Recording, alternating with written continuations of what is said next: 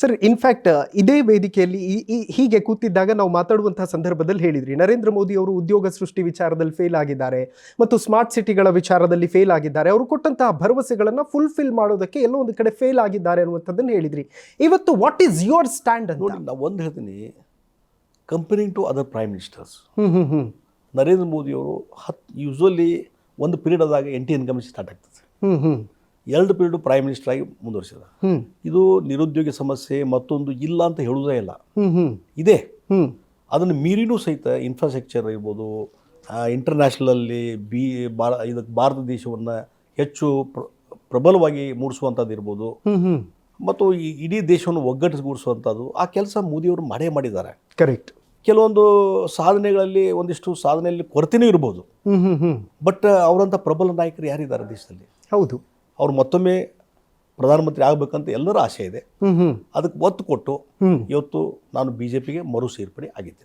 Okay sir, ಲೋಕಸಭೆ ವಿಚಾರ ತುಂಬ ದೊಡ್ಡ ಮಟ್ಟದಲ್ಲಿ ಚರ್ಚೆ ಆಗ್ತಾ ಇದೆ. ಇನ್ಫ್ಯಾಕ್ಟ್ ಬೆಳಗಾವಿಯಲ್ಲಿ ಶೆಟ್ಟರ್ ಅವರ ಸೊಸೆ ಅಖಾಡಕ್ಕಿಳಿತಾರೆ ಅನ್ನುವಂತಹ ಮಾತುಗಳು ಕೇಳಿ ಬರ್ತಾ ಇದೆ. ಇನ್ನೊಂದು ಕಡೆ ಹಾವೇರಿಯಿಂದ ಶೆಟ್ಟರ್ ಅವರು ಕಂಟೆಸ್ಟ್ ಮಾಡುವಂತಹ ಸಾಧ್ಯತೆಗಳಿದೆ. ಎಲ್ಲವೂ ಕೂಡ ಅಧಿಕಾರಕ್ಕಾಗಿ ನಡೆದಂತಹ ಹೋರಾಟ ಅಷ್ಟೇ ಅನ್ನೋ ರೀತಿಯಲ್ಲಿ ಬಣ್ಣಿಸುವಂತಹ ಪ್ರಯತ್ನಗಳು ನಡೀತಾ ಇದೆ. ಅದನ್ನ ಹೇಗೆ ಜಸ್ಟಿಫೈ ಮಾಡ್ತೀರಿ ಅಂತ? ನೋಡ್ರಿ, ನಾನು ಅನ್ಕಂಡೀಷನಲ್ ಅಂತ ಹೇಳಿದಾಗ ನಾ ಜಸ್ಟಿಫೈ ಹೆಂಗೆ ಮಾಡಬೇಕು ಬಿಡಬೇಕು ಅನ್ನೋ ಪ್ರಶ್ನೆನೇ ಬರೋದಿಲ್ಲ. ನಾನು ಏನು ಅಲ್ಲಿ ಚರ್ಚೆನೇ ಆಗಿಲ್ಲ.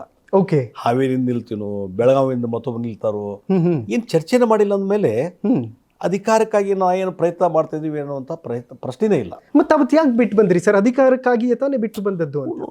ನನಗೆ ಗೌರವಕ್ಕೆ ಚ್ಯುತಿ ಬಂದಿದ್ದರಿಂದ ಆಯ್ತಪ್ಪ 7ನೇ ಸಲ ನೀವು ನಿಲ್ಬೇಡ್ರಿ ಅಂತ 1 ವಾರ ಮುಂಚೆ ಒಂದು ಡಿಪ್ಲೊಮೆಟಿಕ್ ಆಗಿ ಒಂದು ಸರ್ಕಾರಿ ನೌಕರರು ರಿಟೈರ್ಡ್ ಆದರೆ ಅವಂಗೊಂದು ಗೌರವದಿಂದ ಸೆಂಡಪ್ ಪಾರ್ಟಿ ಮಾಡಿ ಕಳಿಸ್ತಾರೆ.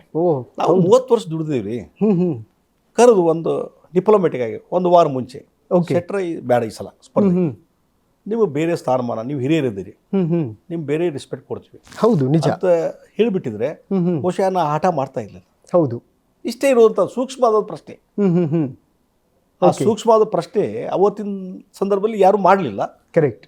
ಹೀಗಾಗಿ ಅದು ಒಂದು ಇದು ಸಲುವಾಗಿ ಸ್ವಾಭಿಮಾನಕ್ಕೆ ಧಕ್ಕೆಯಾಗಿ ನನಗೆ ಹೊರಗೆ ಬರುವಂಥದ್ದಾಯಿತು.